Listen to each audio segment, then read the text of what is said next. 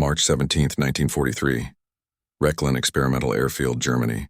The pilot's hand trembled slightly as Hans-Werner Lerche entered the first notation in his logbook, recording an event that would fundamentally alter Luftwaffe understanding of their enemy. The Americans cannot possibly have built thousands of these machines. No nation could manufacture such complexity on an industrial scale while fighting a global war. Through the cockpit window of the captured Boeing B-17 Flying Fortress, coded DL+XXC by German forces, Lerche studied an instrument panel that contradicted 3 years of Luftwaffe intelligence assessments. 13 defensive gun positions would eventually surround the most advanced variants of this aircraft. The B-7F model before him carried 9 heavy-caliber machine guns, each capable of firing 750 rounds per minute, creating an interlocking field of fire that transformed the bomber into something unprecedented in aerial warfare. In German hands, this captured fortress, nicknamed Wulf Hound, represented the first intact American heavy bomber the Luftwaffe would test fly. What Lerche and his fellow test pilots would discover in the months ahead would prove more devastating to German confidence than any battlefield defeat. The firepower concentrated in this single aircraft, when multiplied across hundreds of bombers flying in defensive formations, created a level of aerial combat capability that German fighter pilots had never encountered and German industry could never match. The transformation from enemy weapon to intelligence goldmine had begun 3 months earlier, on December 12, 1942. Lieutenant Paul Flickinger piloted B-17F serial number 41-24585, callsign Pub, during a bombing run against the ruined Sauterville Railroad marshalling yards in occupied France. His aircraft, part of the 361st Bombardment Squadron of the 303rd Bombardment Group, stationed at RAF Molesworth in Huntingdonshire, England, carried the unofficial name Wulf Hound, painted on its nose by the American ground crew. The 303rd Bomb Group, known as Hell's Angels, had received its baptism of fire nearly a month earlier, but still lacked extensive combat experience. On this December morning, the group furnished 20 B-17s for a mission targeting Luftwaffe servicing facilities some 60 miles east of Paris. The mission started routinely enough, but German fighters from multiple Luftwaffe units had other plans for the American formation. Messmid Bf-109s and Focke-Wulf FW-190s attacked the American formation with aggressive persistence. German pilots pressed their attacks with determination, understanding that breaking up the tight defensive formations offered their best chance of success. Machine gun and cannon fire tore through Wolfhound's fuselage and wings. One engine sputtered and died, its propeller windmilling uselessly. Another began losing power, smoke trailing from damaged cylinders. Flickinger faced an impossible choice as his crippled bomber fell behind the protective formation. The other B-17s continued toward England, unable to slow down without making themselves vulnerable to the swarming German fighters. Attempting to reach England across the Channel meant certain death for a damaged bomber unable to maintain formation. Heading for neutral Switzerland or Sweden involved hundreds of miles over hostile territory with failing engines and pursuing fighters. The only option that offered his crew any chance of survival was an immediate emergency landing on enemy-controlled soil. Scanning the landscape below through breaks in the clouds and smoke from his damaged engines, Flickinger spotted what appeared to be a suitable field near Melun, France, approximately 60 miles southeast of Paris. With remarkable skill, considering his aircraft's damage, he brought the massive 30-ton bomber down for a wheels-up landing in a hayfield. The B-17 slid across the grass and mud, its ball turret guns pointing downward, plowing a long furrow before coming to rest. The 10-man crew emerged from the aircraft with hands raised, expecting to become prisoners of war. What they didn't expect was how valuable their intact aircraft would become to German intelligence. Within hours, Luftwaffe ground crews and Wehrmacht soldiers swarmed over the captured fortress. Engineers photographed every system, every structural detail, every technological feature before the bomber could be damaged by souvenir hunters or sabotage. The bomber represented an intelligence windfall beyond anything previously captured. Most downed Allied aircraft arrived in pieces, scattered across fields and forests, their secrets buried in twisted metal and broken components.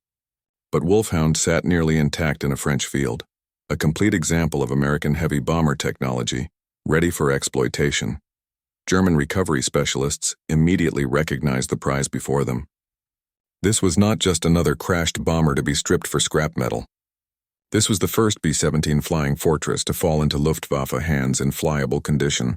The capture represented an unprecedented opportunity to study American heavy bomber design, construction methods, defensive armament, and operational capabilities.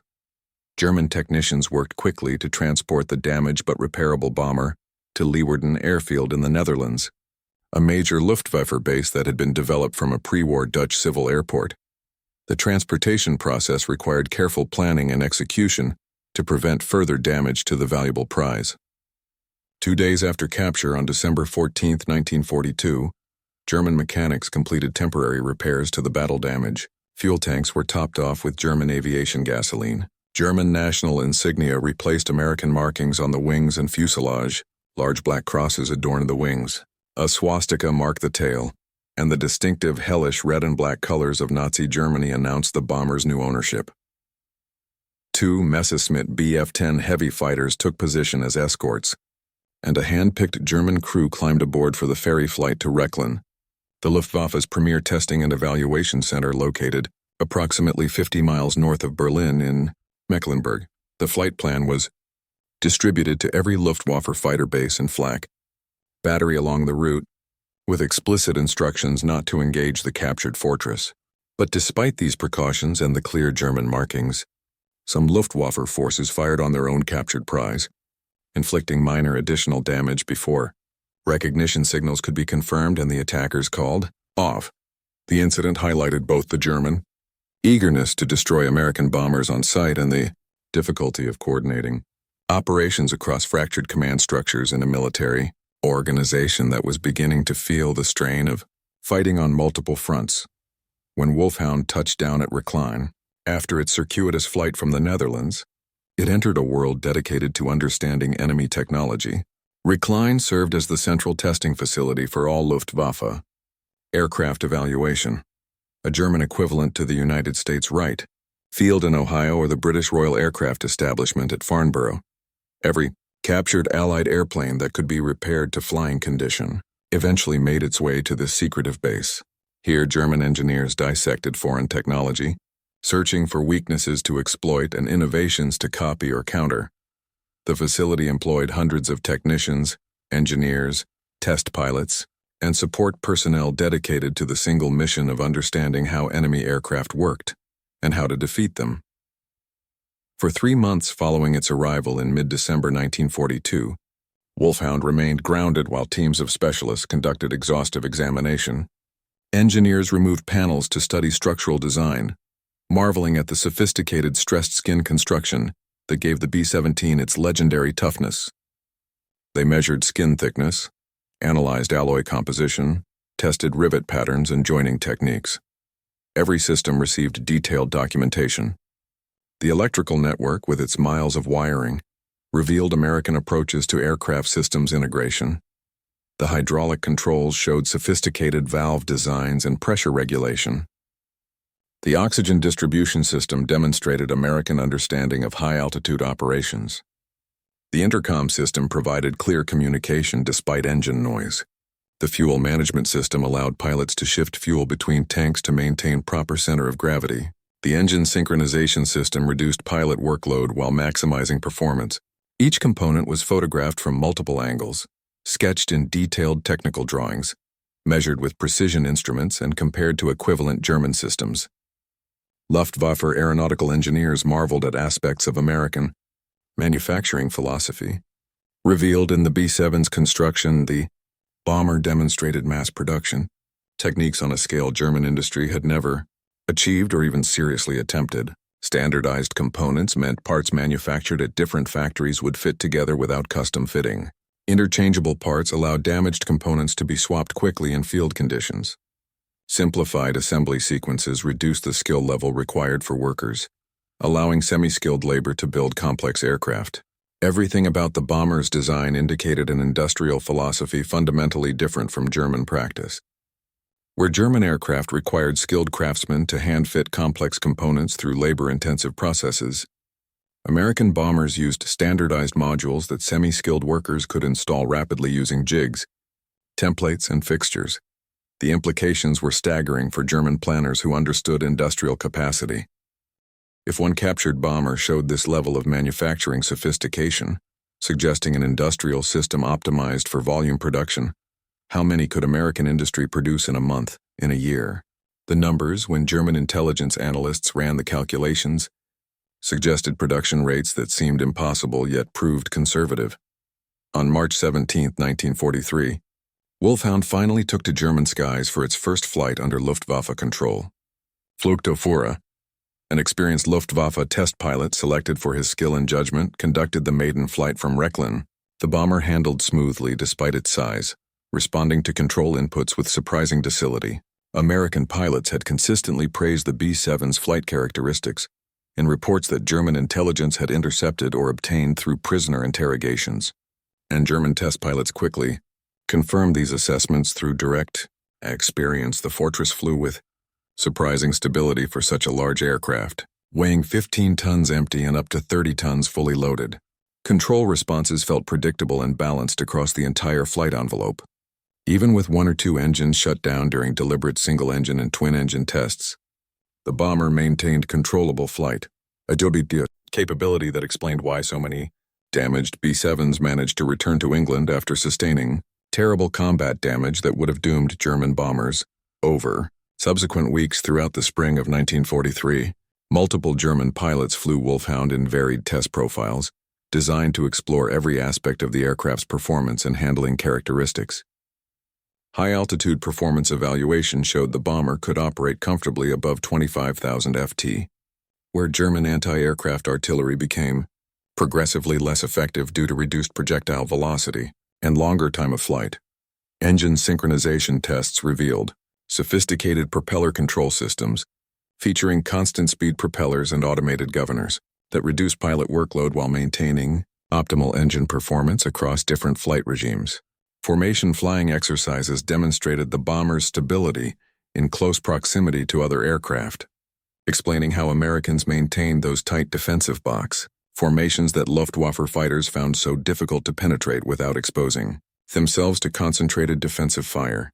The B-7's flight characteristics made it an ideal platform for the demanding task of formation bombing, where dozens of aircraft had to fly in precise geometric patterns while under fire. But the test that would prove most significant to German fighter tactics involved the defensive armament. Understanding the B-17's weapons suite became the highest priority for Luftwaffe tactical planners across all fighter units in the West. Every German fighter pilot needed to know the fortress's blind spots, the angles of approach that offered the best chance of survival, the ranges where German cannons could strike without entering the lethal envelope of American machine guns, and the tactics that experienced pilots had developed through costly trial and error in actual combat.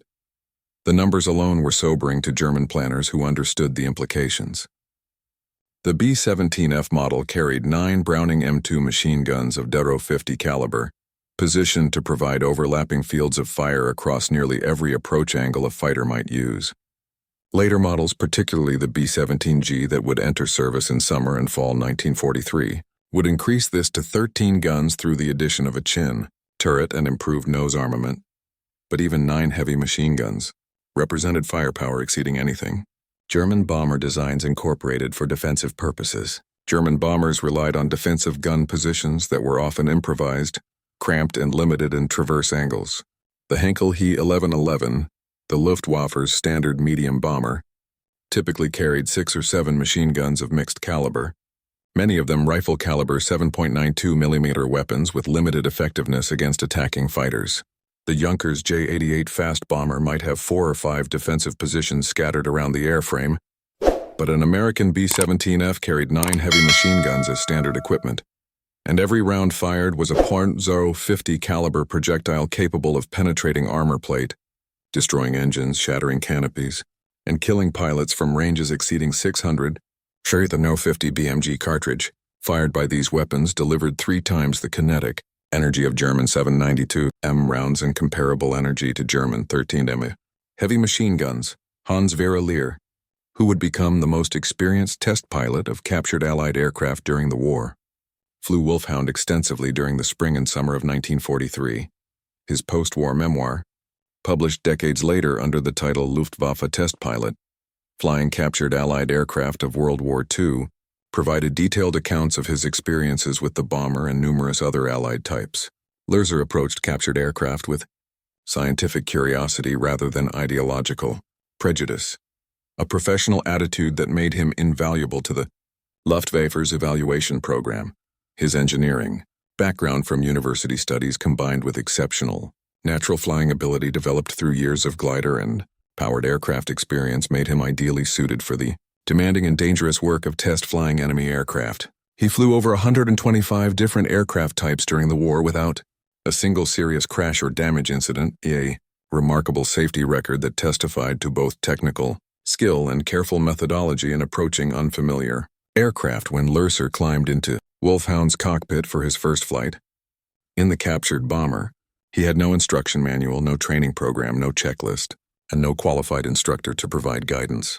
He learned by observation and experimentation, studying the controls and instruments, making educated guesses about function and operation, and carefully testing his assumptions at altitude, where mistakes wouldn't prove immediately fatal. The instrument layout differed significantly from German practice in both arrangement and philosophy. American designers favored centralized panels with standardized gauge positions that remained consistent across different aircraft types, allowing pilots to transition between aircraft more easily. Circuit breakers replaced fuses in the electrical system, providing resettable protection that simplified troubleshooting and maintenance.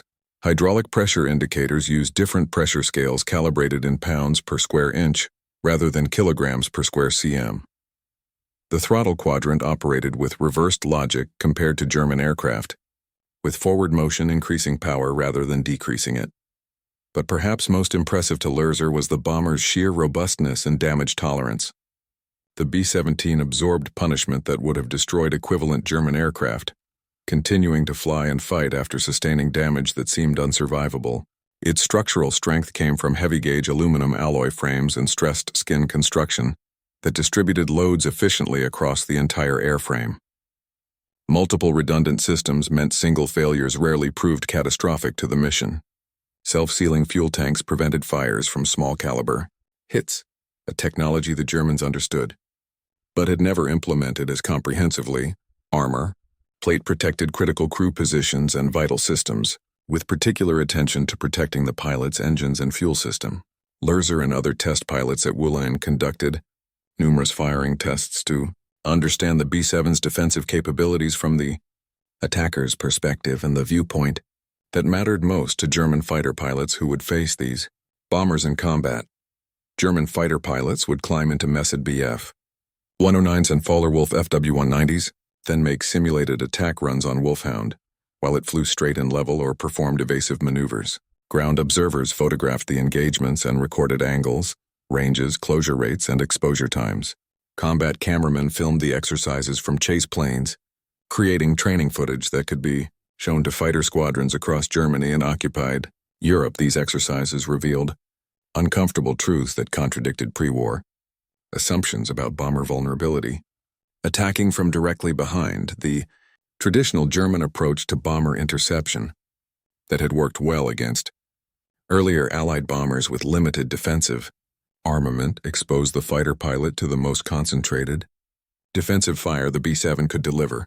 The tail gunner position, enclosed in a powered Cheyenne turret with excellent visibility through clear plexiglass panels, commanded a clear field of fire directly aft with no blind spots above, below, or to either side within 30 degrees of the tail axis. The dorsal turret, a Sperry design mounting two 50 caliber guns in a powered rotating turret, could swing rearward to add its firepower to the defensive barrage, doubling the number of guns engaging a rear attacker. Even the waist gunners standing at open windows along the fuselage midsection could engage targets approaching from behind and slightly below or to the sides. A fighter pilot boring in from 6 corner directly behind the bomber faced at least 4 heavy machine guns concentrating fire along a predictable intercept path. The tail gunner alone could bring 2 guns to bear, and if he was skilled and the range was appropriate, his fire could be devastating to the thin-skinned fighter aircraft. The closing speed between attacking fighter and fleeing bomber, typically around 150 to 200 mph differential, gave the German pilot perhaps 3 to 5 seconds of firing time before breaking away to avoid collision with the massive bomber. During those few seconds, the bomber's gunners poured hundreds of rounds into the approach corridor, creating a cone of fire that the fighter had to penetrate. Luftwaffe combat reports documented the deadly effectiveness of this defensive arrangement, with numerous fighters damaged or destroyed during tail attacks. Fighter pilots who survived attacks on B-17 formations described the experience as flying into a storm of tracers, a visual metaphor that captured the psychological impact of facing mass defensive fire. At typical combat ranges of 400 to 800 yards, 1 in every 4 or 5 rounds loaded in American machine gun belts was a tracer, creating visible streams of fire that seemed to fill the sky around attacking fighters. These tracers, while intended primarily to help gunners adjust their aim by showing bullet trajectory, also provided an immense psychological deterrent to attacking pilots. German pilots saw walls of fire converging on their aircraft from multiple bombers simultaneously and instinctively broke off attacks before reaching optimal firing position. This psychological impact reduced German fighter effectiveness significantly, even when the actual hit probability remained relatively low due to the difficulties of deflection shooting at high closing speeds. Attacking from below presented different challenges but no better prospects for the attacking fighter. The belly turret, called the Sperry Ball turret by Americans, provided complete coverage of the lower hemisphere with no blind spots. This remarkable piece of engineering positioned a gunner in a rotating sphere equipped with .50 caliber machine guns and a computing gun sight that helped calculate the lead angle needed to hit fast-moving targets. The ball turret gunner, crouched in impossibly cramped quarters with knees drawn up to his chest and oxygen mask pressed against the optical sight, could track targets through 360 d of azimuth and nearly 90 d of elevation from horizontal to nearly straight down. The physical demands were severe, as the position was too small for a parachute, too cramped for much movement, and required the gunner to remain curled in a fetal position for hours during long missions. But the defensive capability was unmatched. No angle of approach from below escaped the ball turret's field of fire. German pilots quickly learned through bitter experience that attacking from beneath a B-17 formation meant exposing themselves to concentrated fire from multiple ball turrets, each one tracking their approach with mechanical precision and opening fire at maximum effective range. Side attacks faced the waist gunners positioned in open windows along the fuselage, where they endured temperatures far below zero at altitude, hurricane-force winds from the open windows, and constant engine noise that made communication difficult. The B-17F featured staggered waist gun positions that prevented gunners from interfering with each other's movement while maximizing coverage angles. One gunner stood slightly forward on the port side, the other slightly aft on the starboard side. Each manned a .50 caliber machine gun mounted on a flexible ring that allowed wide traverse in azimuth and elevation. Attacking from beam angles meant flying through crossfire from both waist positions plus the dorsal turret, which could rotate to engage targets anywhere above the horizontal plane. The interlocking fields of fire created zones where multiple guns could engage a single target simultaneously, concentrating fire in a way that dramatically increased hit probability. This concentrated firepower forced German fighters to make high-speed slashing attacks rather than sustained gun runs, limiting their time on target and reducing accuracy. The tactic that emerged from Rechlin's test program as offering the best chance of success involved frontal attacks, approaching the bomber head-on from 12 o'clock high. This approach minimized exposure time to defensive fire and targeted the bomber's weakest defensive zone, where fewer guns could be brought to bear. Early B-17 models, including the F variant that Wulf Hound represented, mounted only 2 or 3 flexible guns in the nose, operated by the bombardier and navigator, who had other primary duties during combat and weren't dedicated gunners. These flexible guns, mounted in sockets in the plexiglass nose glazing, had limited traverse and required the crew members to move the guns physically from one position to another. The nose glazing provided the bombardier an excellent view for accurate bombing through the Norden bomb site, but offered minimal protection for the crew members stationed there and limited the defensive firepower that could be brought to bear against frontal attacks. German fighter pilot with nerve and skill could bore in from 12 o'clock high, diving slightly from above and ahead, fire a concentrated burst at the cockpit and forward fuselage where the pilot sat, then break away under the bomber before defensive guns could track him effectively. This frontal attack doctrine was pioneered by Hauptmann Egon Mayer of Kampfgeschwader II in late 1942, shortly before Wulf Hound was captured. Mayer recognized through combat experience and tactical analysis that most B-17 defensive firepower faced rearward or to the sides, leaving the nose relatively vulnerable.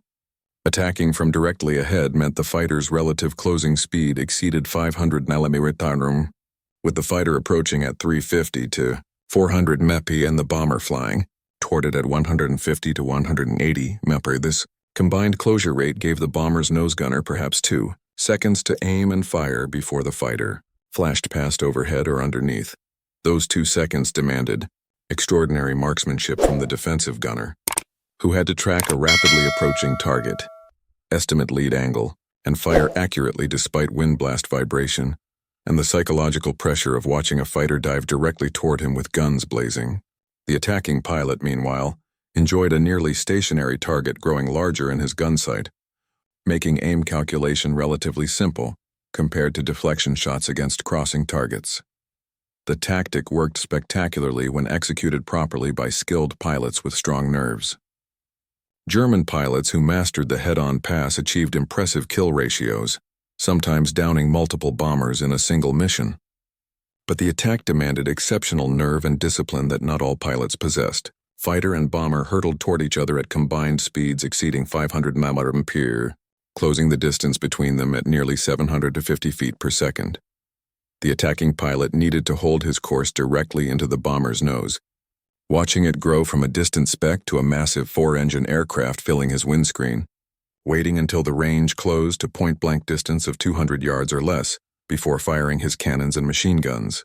Any hesitation, any early breakaway prompted by survival instinct, reduced effectiveness dramatically by wasting the limited ammunition carried by German fighters.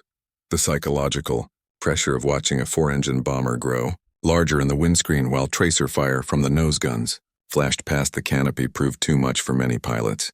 They broke off too early, wasting their attack and exposing themselves to fire from the top turret as they passed overhead. Even successful frontal attacks often proved fatal for the German pilot despite destroying the bomber. The combined closing speed meant collision remained a constant danger that required precise timing and spatial judgment. Pilots who pressed their attacks too aggressively, fixating on their target and forgetting to break away in time, sometimes couldn't pull out before their fighter struck the bomber they were attacking. Multiple Luftwaffe fighters collided with B-17s during frontal passes, killing both crews instantly in the violent impact.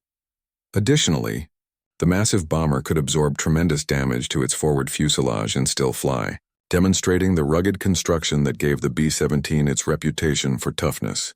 Unless the attacking fighter's cannon shells struck the cockpit directly, killing or incapacitating both pilots or disabling multiple engines simultaneously, the fortress often continued toward its target despite serious damage to the nose section. German fighter pilots needed to destroy the bomber quickly and completely because wounded B-17s kept flying, kept fighting, and often made it home to England, where American repair facilities could rebuild them for future missions. A damaged bomber that returned to base represented a failed interception despite the risk taken by the attacking pilot. These test flights at Rechlin, combined with combat experience reports collected from frontline fighter units across Germany and occupied Europe, led to a comprehensive understanding of B-17 capabilities that circulated throughout the Luftwaffe in the form of tactical bulletins, training films, and intelligence reports. But this knowledge brought little comfort to German military planners who understood the strategic implications. Understanding the enemy's strengths didn't eliminate them, and the Americans kept building more fortresses faster than the Luftwaffe could shoot them down. Between May and early June 1943, Wulf Hound underwent additional testing in Department E3 under Otto Kuno's direction. Engine performance evaluation measured power output at various altitudes. Supercharger efficiency analysis determined optimal operating parameters. Fuel consumption mapping created charts showing range under different conditions, all designed to understand the right Cyclone R1820 radial engines that powered the fortress. Each engine produced Melun 200 horsepower at rated altitude, and the bomber carried 4 of them in nacelles suspended below and ahead of the wings. Total available power of 4,800 horsepower drove the 30-ton aircraft to speeds approaching 300 mph at altitude and operating ceilings above 35,000 feet, where the air became too thin for effective German fighter. Operations without specialized equipment. German intelligence analysts calculated that Boeing and its subcontractors were producing these complex aircraft at rates exceeding German heavy bomber production by factors of 5 to 10, numbers that seemed impossible yet were confirmed through multiple intelligence sources. If American industry could manufacture such sophisticated bombers in these quantities, while simultaneously building fighters, tanks, ships, and transport aircraft for global operations, what hope did Germany have of matching such industrial output? The question haunted German planners who understood that modern warfare had become as much an industrial contest as a military one. On June 12, 1943, Wulf Hound appeared at an exhibition held at Lerche Airfield for Luftwaffe commanders and technical specialists. Alongside the captured B-17 sat examples of other Allied aircraft that had fallen into German hands through combat losses or forced landings. A B-24 Liberator heavy bomber showed American approaches to long-range bombing from a different design perspective. A P-47 Thunderbolt fighter demonstrated American fighter design philosophy, emphasizing ruggedness and firepower over agility. A P-51 Mustang revealed the threat posed by long-range escort fighters that would soon accompany bomber formations deep into Germany. A P-38 Lightning twin-engine fighter showed unconventional American design approaches. An Avro Lancaster represented British heavy bombing capabilities. A de Havilland Mosquito demonstrated the fast bomber concept. A Hawker Typhoon showed British ground attack capabilities, and various Spitfire variants illustrated British fighter evolution. The display served multiple purposes beyond simple aircraft recognition training. It familiarized German personnel with enemy aircraft appearance, markings, and identification features to prevent friendly fire incidents. It demonstrated captured technology that German engineers might adapt or counter, and it provided sobering evidence of Allied industrial capacity and technical sophistication that was beginning to outpace German development in numerous areas. Luftwaffe officers who attended the exhibition came away deeply troubled by what they saw. One participant later wrote that the contrast between German and American manufacturing quality became immediately apparent even to casual observers. American aircraft components fit together with precision tolerances that German craftsmen admired. Matching construction quality across thousands of aircraft indicated sophisticated quality control. Smooth finishes reflected attention to aerodynamic detail. Careful assembly showed systematic production methods rather than improvisation. German aircraft, produced increasingly with slave labor under constant Allied bombing that disrupted supply chains and destroyed tooling, showed rough workmanship, mismatched panels requiring hand-fitting, and improvised repairs using non-standard materials. The implication was unmistakable, even to officers with limited technical knowledge. German industry was struggling to maintain production of increasingly obsolescent designs while American factories turned out superior equipment in overwhelming quantities. After its appearance at the Lerche exhibition, Wulf Hound returned to Melun for one final test program before transfer to operational service in July 1943. Engineers equipped the bomber with glider towing apparatus to evaluate its suitability for transport operations. The DFS-230 combat glider program required powerful tow aircraft capable of hauling the loaded gliders to operational altitude, and the B-7's 4 engines provided ample power for this demanding mission. Test flights between June 16 and early August evaluated towing procedures, release mechanisms, and formation flying with gliders and trail. The tests proved successful from a technical standpoint, demonstrating the B-7's versatility beyond its primary bombing role and its suitability for transport missions. But Germany's glider forces were in decline after catastrophic losses during airborne operations in Cree, where student paratroopers suffered 50% casualties, and in other theaters where airborne operations proved costly. The practical application of these towing tests remained limited as Germany lacked the transport aircraft fleet and fuel reserves needed for major airborne operations in 1943 and beyond. In September 1943, Wulf Hound transferred to a new assignment that would take it from the test facilities at Rechlin to operational service with one of the Luftwaffe's most secretive units. Kampfgeschwader Hund operated from Rangdorf Airfield near Berlin as a special operations wing unlike any other in the German Air Force. KG-200's mission portfolio included long-range reconnaissance flights deep into enemy territory, using aircraft that could blend with enemy formations, insertion and extraction of intelligence agents behind Allied lines, supply drops to German forces operating in partisan-controlled areas or cut off by enemy advances, and testing of experimental aircraft and weapons too sensitive for standard evaluation units. The unit operated an eclectic collection of German and captured Allied aircraft selected for specific mission requirements rather than standardized logistics, alongside German types like the Jenner's D-296 engine long-range transport, Heinkel 111 medium bomber, and a Rad 232 transport. KG-200 flew captured Soviet aircraft for operations on the Eastern Front and multiple American bombers for operations in the Western and Mediterranean. The B-17's long range exceeding 2,000 semi-cure, high-altitude capability above 25,000 ft, and rugged construction that could survive damage and harsh conditions made it ideal for many of the unit's missions. Flying captured American bombers deep into Allied-controlled territory offered unique advantages that justified the logistical burden of maintaining non-standard aircraft. At night, or in poor visibility conditions, Allied radar operators and fighter controllers might mistake the German crewed fortress for a friendly bomber returning from a mission over Europe, allowing the intruder to penetrate Allied airspace undetected or unchallenged. The deception could buy precious minutes or even hours before defenses reacted, time that could mean the difference between mission success and failure. Even in daylight, a B-7 flying at high altitude could potentially join American formations for short periods, gathering intelligence on tactics, formations, and radio procedures. At Rangdorf, Wulf Hound received a new paint scheme designed for night operations over Allied territory. Dark camouflage colors in blues and grays replaced the earlier test aircraft schemes of yellow undersurfaces and mottled greens. KG-200 side codes beginning with A3+ were applied to both sides of the fuselage, identifying the aircraft to German forces while maintaining some operational security about its specific unit assignment. Records indicate the bomber was eventually coded A3+AE, though some sources suggest it may have carried multiple codes during its service depending on mission requirements. Detailed documentation of Wulf Hound's operational service with KG-200 has been lost to history, scattered across archives that were destroyed or dispersed, concealed by participants who survived into the post-war era, when certain operations remained classified for decades, or simply never created due to the secretive nature of special operations work.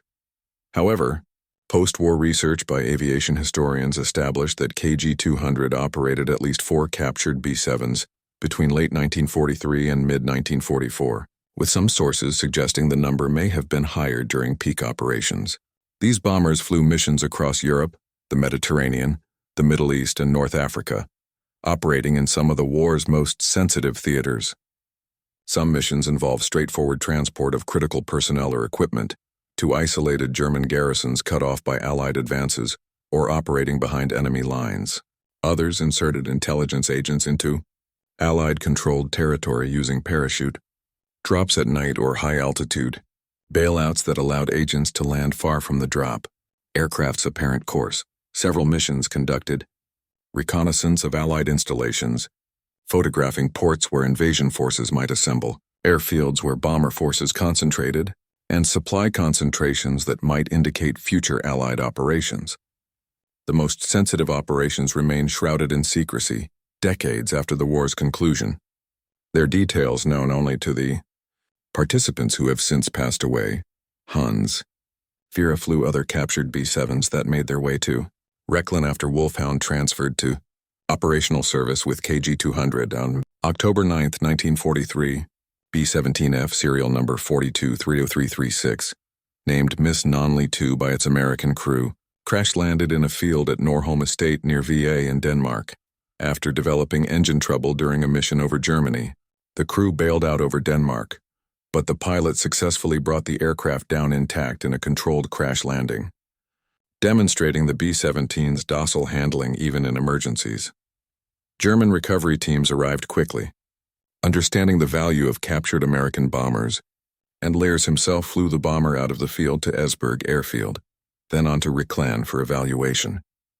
The fact that Lerche could fly an unfamiliar American bomber out of a farm field with no instruction manual, no checkout flight, and no ground training spoke volumes about both his exceptional skill as a test pilot and the B-7's docile handling characteristics that made it forgiving of pilot errors.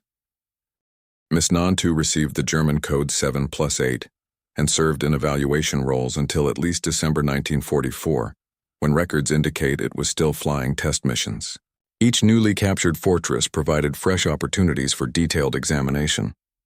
Engineers compared different production blocks looking for evolutionary changes that might indicate vulnerabilities to exploit or improvements that required new German countermeasures. They tested various ammunition types against B-7 structure to determine optimal attack profiles for fighter pilots. They evaluated the effectiveness of different German cannon calibers against American armor and self-sealing fuel tanks, finding that their 20mm cannons were marginally effective, while 30mm cannons proved devastating when hits were achieved.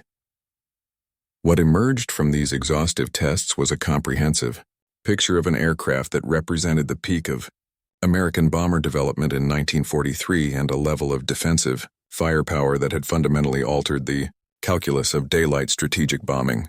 Consider the statistics that German test pilots calculated at Rechlin. A single B-17G, the final and most heavily armed variant that would enter service in summer 1943, carried 13 Browning M2 machine guns of Darrow 50 caliber, positioned to provide complete defensive coverage. These weapons fired standard .050 BMG ammunition at 750 to 800 rounds per minute, with each gun capable of maintaining sustained fire for several minutes at a time, limited only by ammunition capacity and barrel heat buildup that required careful management by gunners. The typical ammunition load for a B-7G totaled approximately 7,500 rounds, distributed across all gun positions, according to a carefully calculated scheme that balanced defensive coverage with weight considerations. This provided each gun position with hundreds of rounds available for defensive engagement during the long missions over Europe. The tail turret alone carried 500 rounds per gun, for 1,000 rounds total, sufficient for sustained engagement of pursuing fighters. The dorsal turret held similar quantities to allow the top turret gunner to engage targets over an extended period. The ball turret, despite severe space constraints in the cramped sphere, carried 250 to 500 rounds per gun, depending on mission requirements and the gunner's size. The waist positions each had 600 to 800 rounds for their flexible guns. The nose positions, including the chin turret on G models, held similar loads calculated to provide adequate ammunition for the entire mission. When German test pilots at Rechlin calculated the combined firepower of a single B-17G firing all guns simultaneously at a target, the numbers proved staggering and explained why bomber crews had such confidence in their defensive capabilities. 13 guns at 750 rounds per minute. Each produced a combined rate of fire approaching 10,000 rounds per minute across all positions. Translated to rounds per second to better understand the immediate tactical effect, a fully engaged fortress could throw approximately 160 heavy machine gun bullets into the surrounding airspace every second, creating a cone of fire that filled the approach corridor with lethal projectiles. But American bombers never flew alone over enemy territory. The entire concept of American daylight strategic bombing, developed through pre-war doctrine and refined through painful combat experience in 1942 and 1943, relied on massed formations where multiple bombers provided mutual defensive fire that dramatically increased the firepower any single attacking fighter would face. The combat box formation, developed by Colonel Curtis LeMay and refined through bloody experience over Germany, positioned bombers in tight three-dimensional arrays where each aircraft's guns could support its neighbors. A squadron element typically contained 3 aircraft flying in close formation, AV or echelon depending on tactical situation. 3 squadron elements stacked vertically and offset horizontally formed a squadron box of 9 bombers. 3 squadron boxes formed a group box of 27 aircraft, though some groups flew with 4 squadrons for a total of 36 bombers.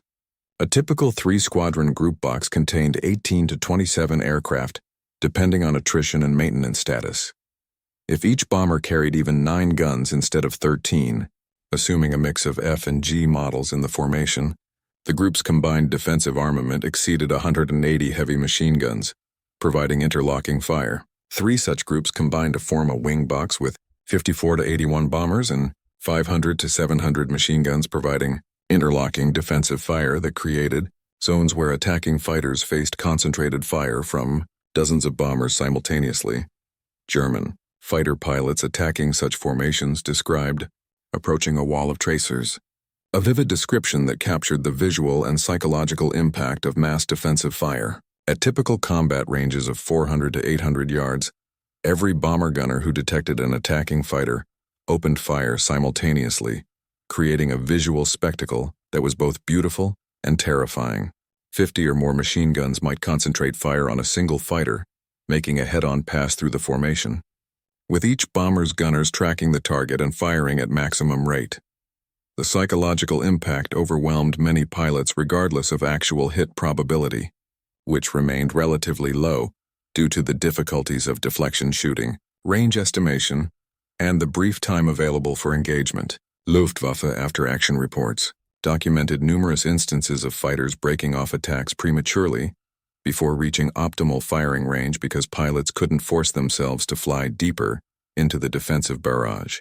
Those pilots who maintained formation discipline and pressed attacks home, despite the defensive fire faced brutal arithmetic that favored the defenders.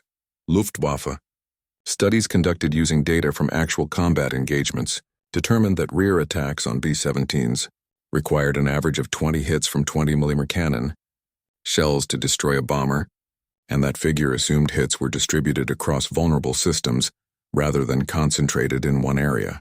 The B-17's rugged construction, redundant systems, and self-sealing fuel tanks allowed it to absorb tremendous punishment and continue flying. Average pilot accuracy against evasive targets at combat ranges ran approximately 2%, a figure determined through analysis of gun camera footage and ammunition expenditure reports. Therefore, bringing down a single fortress from behind required firing approximately 1,000 rounds of 20mm ammunition to achieve the 20 hits needed for a kill. Early model Focke-Wulf F-190 fighters carried only 500 rounds total of 20mm ammunition, distributed across 2 cannons with each gun holding 250 rounds in drum magazines. Upgrading to 4 cannons with belt-fed ammunition provided only 500 to 600 total rounds across all guns, still insufficient for multiple attack runs. Even with upgraded armament, a German fighter pilot might have ammunition for 1, perhaps 2 sustained gun runs before running Winchester and being forced to break off and return to base for rearming. Meanwhile, the bombers continued firing as long as they detected threats, their thousands of rounds of .50 caliber ammunition allowing prolonged defensive engagement throughout the mission. While individual bomber gunners achieved relatively low hit percentages due to difficult deflection shooting at extreme ranges and high closure speeds, the sheer volume of fire made hits statistically inevitable when dozens of bombers engaged a single target. Luftwaffe fighter losses climbed steadily through 1943 as American bomber streams grew larger and more frequent, while German fighter forces struggled to regenerate losses faster than combat attrition and training accidents destroyed them. Front attacks offered better kill ratios for skilled pilots but demanded extraordinary skill and courage that not all pilots possessed. Approaching head-on meant the fighter closed at combined speeds exceeding 500 mph, with both aircraft moving toward each other at maximum speed. At that closure rate, the target picture changed dramatically every second, requiring constant attention and rapid decision-making. Range estimation became critical to attack success, as opening fire too early meant rounds dissipated without effect, while waiting too long made collision unavoidable. The optimal firing envelope lasted perhaps 2 seconds from 400 yards to 100 yards, a brief window requiring precise timing. During those 2 seconds, the fighter pilot needed to aim carefully while compensating for his own aircraft's motion, compensate for the bomber's evasive maneuvers, which might include slight turns or altitude changes, fire multiple bursts while correcting aim between bursts, and initiate the breakaway maneuver before the aircraft collided. This demanded constant practice under realistic conditions and exceptional reflexes that only experienced pilots developed. The captured B-17 at Welin allowed German fighter pilots to study their target intimately, in ways impossible through combat experience alone. They walked completely around the fortress, examining it from every angle and noting the gun positions and their fields of fire. They climbed inside through the waste windows and crawled through the cramped interior, experiencing the limited space and difficult working conditions that bomber gunners endured. They sat in the various gun positions, including the ball turret, testing traverse and elevation limits, while noting the blind spots where attacking fighters might evade defensive fire if they approached from specific angles. They flew formation exercises where the bomber took evasive action, while fighters practiced approach angles and firing solutions, creating training scenarios that transferred to combat. This training proved invaluable for experienced pilots who learned to exploit the B-17's vulnerabilities through systematic study. But by late 1943, the Luftwaffe was losing experienced pilots faster than training programs could replace them with equally skilled aviators.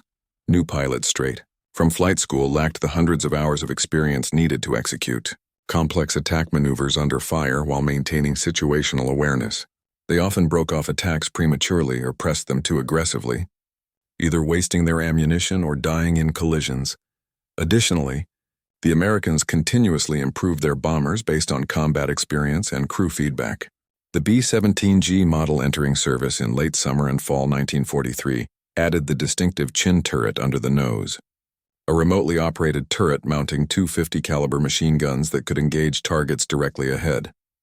This remotely operated turret was controlled by the bombardier through a computing gun sight, significantly improving the bomber's frontal defensive capability against the head-on attacks that had proved so effective against earlier models. Suddenly, the head-on attack that had been the preferred tactic of German aces became far more dangerous for attacking pilots. The chin turret could track an attacking fighter throughout its approach from first detection at long range, concentrating fire along the predicted intercept path. Combined with the existing cheek guns operated by the bombardier and navigator, plus the top turret, which could swing forward to add its two guns to the defensive barrage, a B-17G could bring 6 to 8 heavy machine guns to bear on a frontal attacker, creating a defensive cone that required exceptional skill to penetrate. This forced the Luftwaffe to adapt once again, searching for new tactical solutions to the evolving defensive problem. Fighters began attacking from high angles, diving from above and ahead at steep angles where the bomber's guns had limited elevation traverse due to mechanical limits. Others approached from below the nose, hoping to stay under the chin turret's depression limits while avoiding the ball turret.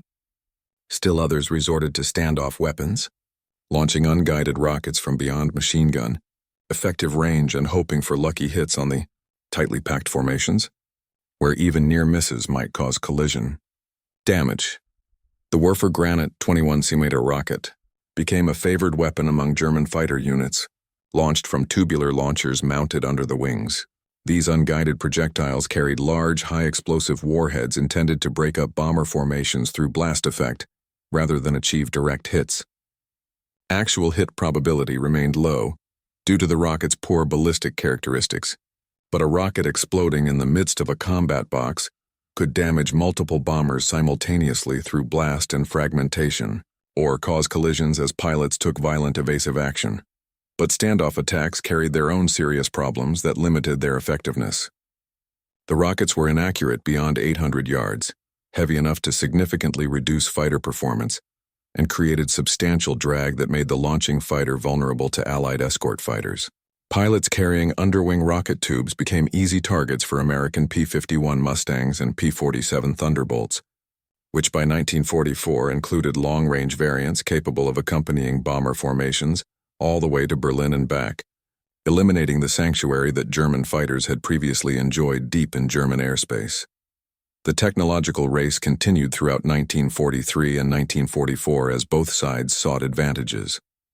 The Luftwaffe developed heavier cannons, including 30mm Mk-108s that could destroy bombers with a few hits, larger rockets with improved guidance, and even experiments with aerial bombing, where fighters dropped small bombs onto bomber formations from above. The Americans improved defensive armament with the G model, perfected formation tactics through painful experience, and introduced better escort fighters with longer range and improved performance. But one inescapable reality dominated this equation that no amount of tactical innovation could change: American industry could replace losses faster than German industry. Despite operating on the far side of the Atlantic Ocean and shipping everything to Europe, every B-17 shot down over Europe represented a tactical victory for the Luftwaffe pilot who achieved the kill, but only a strategic victory if it prevented future missions. Within weeks, sometimes mere days, another brand new fortress, fresh from Boeing's production lines in Seattle, from Douglas plants in Long Beach, or from Vega facilities in Burbank, would replace the lost bomber. Arriving in England with a fresh crew ready to continue the bombing, campaign production statistics told a story of overwhelming material advantage that German intelligence analysts understood but could do nothing to counter. Boeing, Douglas, and Vega built 12,131 B-17 bombers between 1935 and 1945, with the overwhelming majority produced during the peak war years of 1943 to 1945. Boeing's Seattle plant alone built 6,981 B-17s across all variants. Douglas contributed 3,000 from plants in Long Beach, California. Vega, a Lockheed subsidiary, added 2,750 from Burbank. California peak production in 1944 saw Boeing alone building approximately 362 B-17 bombers per month, more than 12 per day from a single manufacturing facility, a rate that seemed impossible to German observers but was verified through multiple intelligence sources. German four-engine bomber production never approached these figures despite having a more advanced aviation industry at the war's start. The Heinkel, Ha-177, Germany's only operational four-engine heavy bomber, and the result of years of development, suffered from chronic engine fires due to its unusual coupled engine design and mechanical problems that limited operational availability. Total production across all variants barely exceeded 100 aircraft between 1942 and 1944, and operational availability remained so poor that many units refused to accept the type, preferring twin-engine medium bombers despite their inferior range and bomb load. Germany simply couldn't match American heavy bomber production in either quantity or quality, a failure rooted in strategic decisions, industrial organization, and resource limitations. When Luftwaffe pilots learned these production statistics through intelligence briefings that attempted to prepare them for the scale of opposition they would face, morale suffered accordingly among thoughtful pilots who understood the implications. What was the point of risking their lives to shoot down one fortress when 10 more would replace it within a week? The question haunted fighter squadrons across Germany. As the strategic situation deteriorated through 1944, the captured B-17 at Rechlin provided German engineers with detailed understanding of American manufacturing methods that explained how such production rates were achieved. They studied the modular construction that allowed subassemblies built at different factories across the United States to fit together perfectly during final assembly with minimal hand-fitting. They examined the standardized components sourced from hundreds of subcontractors nationwide, creating a supply chain of unprecedented complexity and efficiency. They analyzed the simplified assembly sequences that allowed semi-skilled workers, many of them women entering industrial work for the first time, to build complex bombers in a fraction of the time experienced German craftsmen required using traditional methods. German reports from these studies expressed grudging admiration for American industrial organization while noting the impossibility of Germany matching such methods. The B-17 represented more than individual engineering excellence or clever design solutions. It represented a complete manufacturing philosophy, prioritizing production volume over artisanal quality, emphasizing interchangeable parts over custom fitting, and accepting adequate quality over perfection. Every design decision reflected this philosophy of mass production. Standardized fasteners throughout the aircraft reduced inventory requirements and simplified assembly. Straight panels with minimal compound curves simplified forming operations and reduced scrap rates. Modular subassemblies allowed parallel construction of fuselage sections, wings, and tail surfaces that came together in final assembly with minimal fitting required, dramatically reducing production time. This approach enabled Boeing's Seattle plant to complete one B-17 every hour at peak production rates, a feat that seemed impossible to German observers accustomed to production rates measured in weeks per aircraft. German factories, still using traditional aircraft construction methods with custom-fitted components, hand-riveted assemblies, and skilled craftsmen performing most operations, required weeks to build a single bomber. The implications were strategic and inescapable to anyone who understood industrial production. Even if German fighters achieved favorable loss ratios in combat, even if they shot down 2 or 3 bombers for every fighter lost, American industry could sustain such attrition indefinitely, while German industry could not. By mid-1944, this reality became undeniable even to the most optimistic German commanders. The question was no longer whether Germany could win the air war over Europe. The question became how long German forces could continue fighting against increasingly overwhelming material disadvantage before collapse became inevitable. Wulf Hound and the other captured B-7s at Rechlin had taught the Luftwaffe everything they needed to know about the Flying Fortress as a weapon system. They understood its strengths, including its rugged construction and heavy defensive armament. They knew its weaknesses, including the vulnerable nose on early models and the blind spots in gun coverage.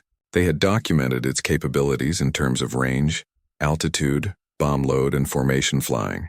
They understood its limitations, including the need for formation integrity and vulnerability to determined frontal attacks. They developed tactics that, when executed properly by skilled pilots with strong nerves, could destroy the bombers despite their defensive firepower.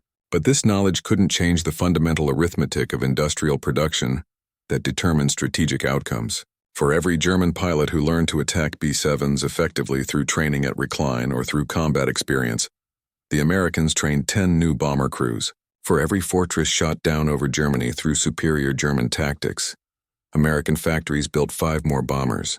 For every successful interception that disrupted a bombing raid, a dozen more raids flew the next week with even larger formations. The defensive firepower that so impressed German test pilots represented only one aspect of a comprehensive system designed to project American strategic bombing capability deep into enemy territory despite determined opposition. The B-7 combined long range exceeding 2,000 mirror, high-altitude capability above 25,000 ft, heavy bomb load of 4,000 to 8,000 lb depending on mission requirements, rugged construction that could absorb battle damage, and devastating defensive armament into a single package that, when multiplied across hundreds of aircraft flying in mutually supporting formations, created an aerial weapon that fundamentally changed the nature of warfare. Luftwaffe General Adolf Galland, one of Germany's most successful fighter aces with 104 confirmed victories and eventual commander of German fighter forces, wrote extensively in post-war years about the challenges of defending against American daylight bombing. He acknowledged that individual German pilots often possessed superior training and more extensive combat experience compared to American bomber crews, many of whom were on their first combat tour. German fighters, particularly late war models like the Fowler-Wulf FW-190D9 long-nose variant and Messerschmitt Bf-109K4, could outperform B-7s in every performance metric, including speed, climb rate, and maneuverability. German cannons hit far harder than American .50 caliber machine guns, delivering explosive shells that could destroy bombers with a few hits. Yet, despite these advantages in equipment and pilot skill, German fighters couldn't stop the daylight bombing campaign that systematically destroyed German industrial capacity. Galland attributed this failure to multiple factors in his post-war writings and interviews, but American industrial capacity topped his list of decisive factors. The Americans simply built more of everything, faster than Germany could destroy it, whether bombers, fighters, tanks, or any other war material. The captured B-17s proved this reality beyond any doubt for German engineers and planners who studied them. German engineers dismantled every system, studied every component, evaluated every design decision with thoroughness that would impress any technical investigator. They found much to admire in the bomber's design and little to criticize from an engineering perspective. The fortress represented mature engineering, executed with manufacturing excellence that integrated the best available technologies into a coherent weapons system. No amount of tactical innovation or pilot skill could compensate for such material disparity in a war of attrition. Hans-Werner Lerche flew numerous captured aircraft during his tenure at Rechlin and other test facilities, accumulating over 125 different aircraft types from various nations, without a single serious accident that damaged an aircraft or injured the pilot. His post-war writing reflected professional respect for Allied aviation technology, tempered by frustration at German industry's inability to match Allied production rates and organizational efficiency. He flew B-17s, B-24 Liberators, British Lancasters, Soviet P-2s, and numerous fighter types from all combatant nations. Each aircraft taught specific lessons about Allied capabilities and different national approaches to aviation design philosophy. But the B-7 remained the most strategically significant aircraft he evaluated, because it represented American strategic bombing doctrine made manifest in aluminum and steel. Every aspect of the fortress's design supported its mission to penetrate deep into enemy territory, deliver heavy bomb loads with precision using the Norden bomb sight, and return home despite determined opposition from fighters and anti-aircraft artillery. The defensive armament that so impressed German evaluators served as the critical enabler for this mission profile.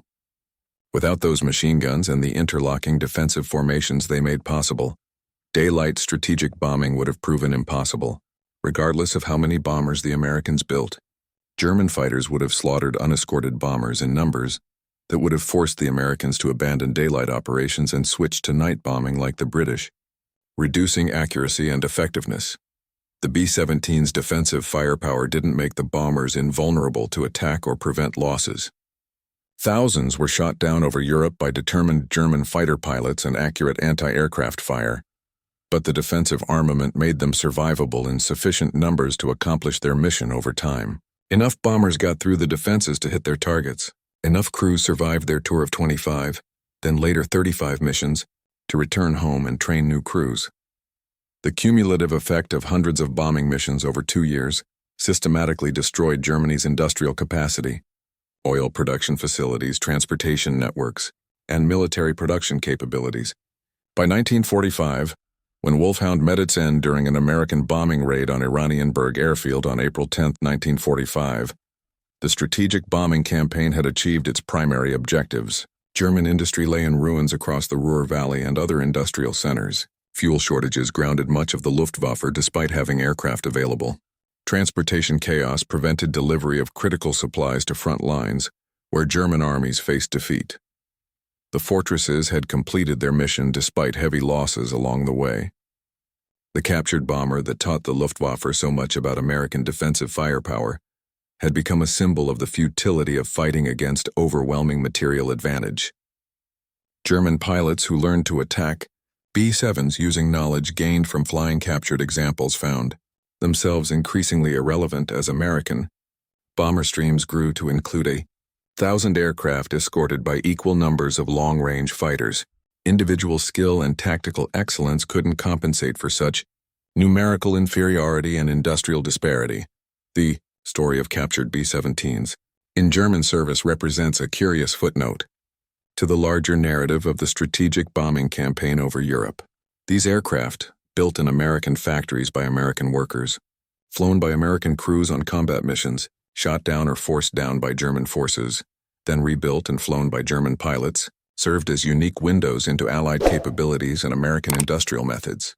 They revealed strengths the Luftwaffe needed to counter through new tactics and weaknesses that could be exploited by skilled pilots. They trained fighter pilots in aircraft recognition and attack procedures that saved lives. They supported special operations missions deep behind enemy lines that achieved tactical objectives. They contributed to the German war effort in numerous ways throughout 1943 and 1944. Yet, ultimately, they also demonstrated the impossibility of Germany's strategic position by revealing the scale of American industrial capacity. Every hour German technicians spent repairing captured American aircraft represented skilled labor diverted from maintaining German aircraft. Every gallon of precious fuel burned testing enemy bombers was fuel unavailable for combat operations. Every bullet fired during evaluation exercises represented ammunition Germany couldn't spare. Meanwhile, American factories produced more B-7s every day, replacing losses faster than combat could inflict them. The production statistics remain staggering even 8 decades after the war's end. Boeing's Seattle plant, 2 alone, built 6,081 B-17s across all variants from the original Y-1 B-17 through the final B-17G. Douglas contributed 3,000 from plants in Long Beach between 1942 and 1945. Vega added 2,750 from Burbank. In the same time frame, Total production exceeded 12,731 aircraft by war's end, with the final B-17 delivered in May 1945. Each bomber was a complex machine containing approximately 40,000 individual parts manufactured by hundreds of subcontractors. 4 Wright Cyclone R-1820 engines producing 200 horsepower each, miles of electrical wiring connecting systems, thousands of pounds of aluminum formed into airframe structures, and that formidable defensive armament of up to 13 heavy machine guns, with thousands of rounds of ammunition. Germany never built even 2,000 4-engine bombers during the entire war, despite starting with a more advanced aviation industry in the 1930s and having pioneered strategic bombing concepts. The reasons for this dramatic production disparity extended far beyond simple industrial capacity or factory floor space. American strategic doctrine prioritized heavy bombers for deep penetration missions and strategic targeting, while Germany focused on medium bombers and dive bombers optimized for close air support of ground forces, a fundamental difference in military philosophy. American geography, protected by vast oceans that enemy forces couldn't cross, allowed undisturbed factory expansion and operation, while German industry operated under constant Allied bombing that destroyed facilities, killed workers, and disrupted supply chains. American engineering education produced thousands of skilled designers, managers, and technicians annually, while Germany struggled with manpower shortages as the war dragged on and casualties mounted. Most fundamentally, American political and economic systems proved more adaptable to total war mobilization than the rigid Nazi hierarchy with its competing power centers, inefficient decision-making, and ideological constraints. All these factors combined to create the industrial advantage that determined strategic outcomes. The B-17 Flying Fortress represented just one weapon in America's vast arsenal, but it symbolized the entire apparatus of American war production.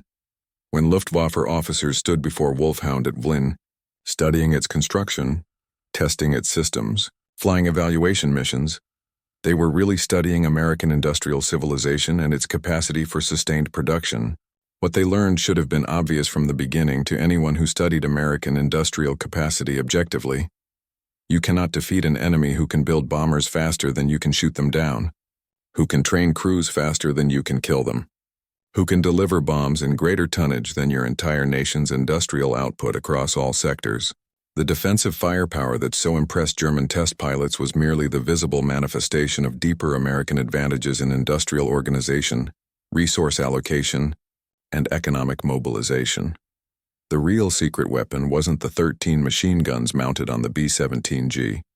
It was the economic and industrial system that could design, manufacture, and deploy 12,731 of these bombers while simultaneously building 300,000 aircraft of all types, 88,000 tanks, 41 billion rounds of ammunition, and everything else needed to fight a global war on multiple fronts across several continents and 2 major oceans. No amount of tactical brilliance, pilot skill, or individual courage could overcome such overwhelming disparity in industrial output.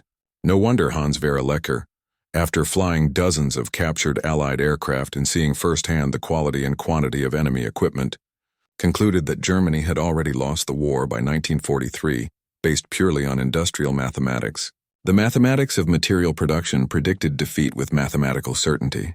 The only questions remaining were when the end would come, and at what final cost in lives and destruction. The captured B-17 at Melun answered some important tactical questions for German fighter pilots. They revealed blind spots in defensive coverage that skilled pilots could exploit. They identified vulnerable systems, including hydraulics and oxygen, that could disable the bomber. They demonstrated attack profiles that offered the best chance of success for determined pilots, but they couldn't answer the fundamental strategic question that determined outcomes. How do you stop 10,000 bombers when you can barely build 1,000 fighters annually?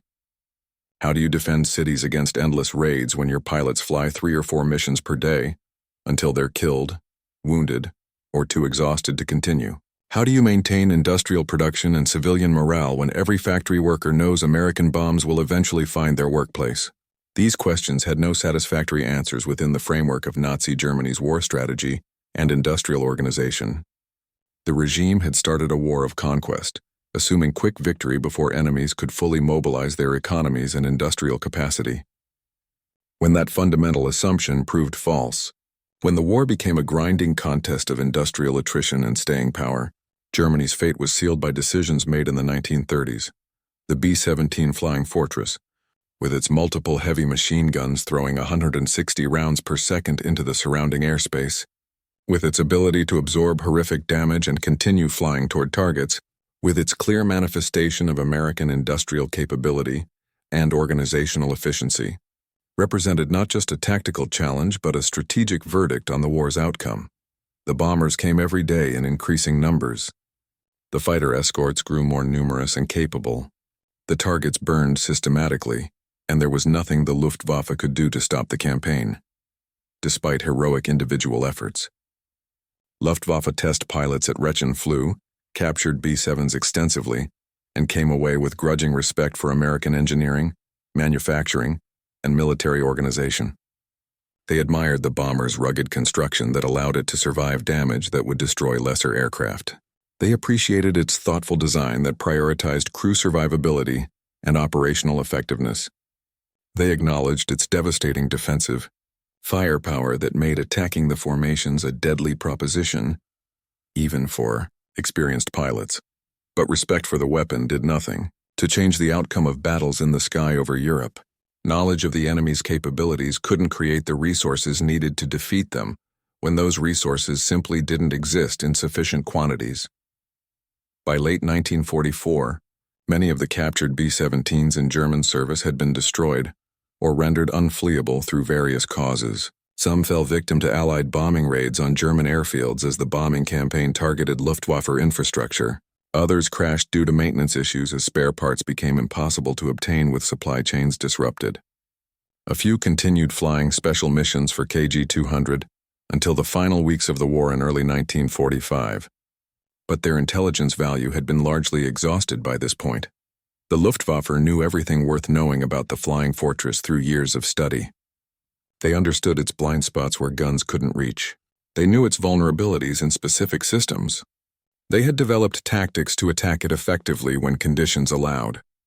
Yet this hard-won knowledge proved increasingly useless against the reality of bomber raids escorted by hundreds of fighters that overwhelmed defenses through sheer numbers. Individual German pilots continued achieving remarkable success against B-17 formations throughout the war. Some aces shot down dozens of bombers using perfected attack techniques, learned partly from studying captured examples at Rechlin.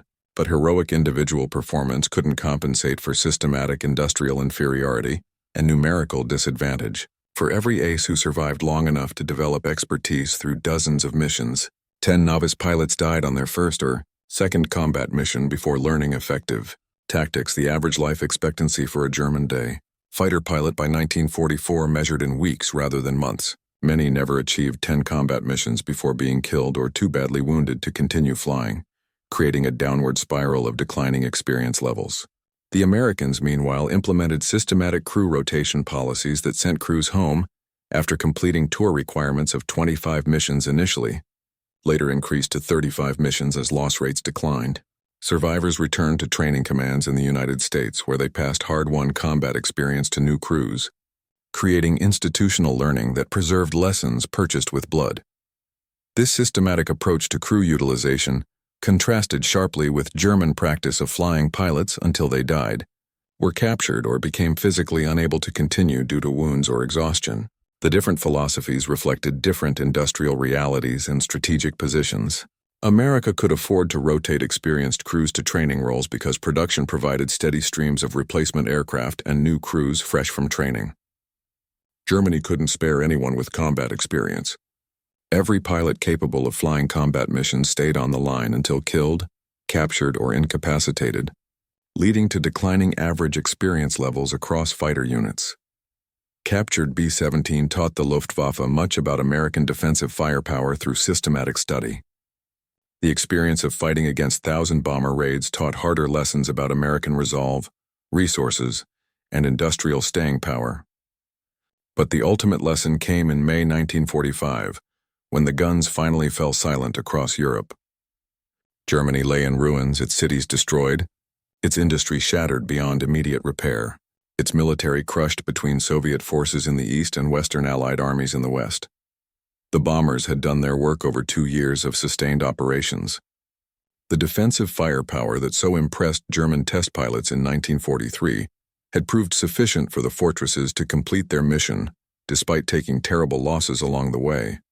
With nearly 5,000 B-7s lost to all causes during the war, the story ends where it began, in the sky over Europe, where men fought and died in machines that represented their nation's industrial capabilities, strategic doctrines, and approaches to warfare. Hans Voss survived the war and lived until 1991, long enough to publish his memoirs and participate in numerous historical projects, documenting Luftwaffe test pilot experiences for future generations. He remained proud of his service and technical accomplishments, while acknowledging the futility of Germany's cause and the inevitability of defeat once American industrial capacity fully mobilized. His expertise flying captured Allied aircraft made him valuable to Allied intelligence services after the war, and he contributed to several projects evaluating German and captured Allied aircraft for post-war air forces. Wulf Hound, the first intact B-7 captured by the Luftwaffe, served Germany from December 1942 until its destruction in April 1945. During those 2.5 years, it taught German aviators and engineers volumes about American bomber design, defensive tactics, and industrial capabilities. The lessons proved intellectually valuable, but strategically irrelevant to changing outcomes. Understanding your enemy's advantages doesn't eliminate them or create counters when the resources don't exist. The 13 machine guns that so impressed test pilots at Rechlin represented not just defensive armament but American industrial philosophy made tangible in metal: overwhelming firepower through volume of fire, mutual support through formation tactics, redundancy through multiple weapon systems covering all approaches, all designed to ensure that enough bombers survived each mission to destroy their targets and return home to fly again. This philosophy worked despite heavy costs. Despite losing nearly 5,000 B-7s to all causes during the war, including combat losses, operational accidents, and weather, despite casualty rates among bomber crews that exceeded 20% in some units during 1943, despite German fighter opposition that shot down hundreds of fortresses in determined resistance, the strategic bombing campaign succeeded in its objectives. Germany's war industries were destroyed across the Ruhr and other centers. Its cities burned from incendiary attacks. Its transportation networks collapsed under sustained interdiction. And when the war ended, American factories were still building B-17 at rates that would have allowed complete replacement of all combat losses within 6 months, demonstrating the ultimate futility of trying to win a war of attrition against American industrial capacity. The captured B-17s in German service became unwitting witnesses to their own nation's defeat. Every test flight revealed American capabilities. Every evaluation report documented American advantages.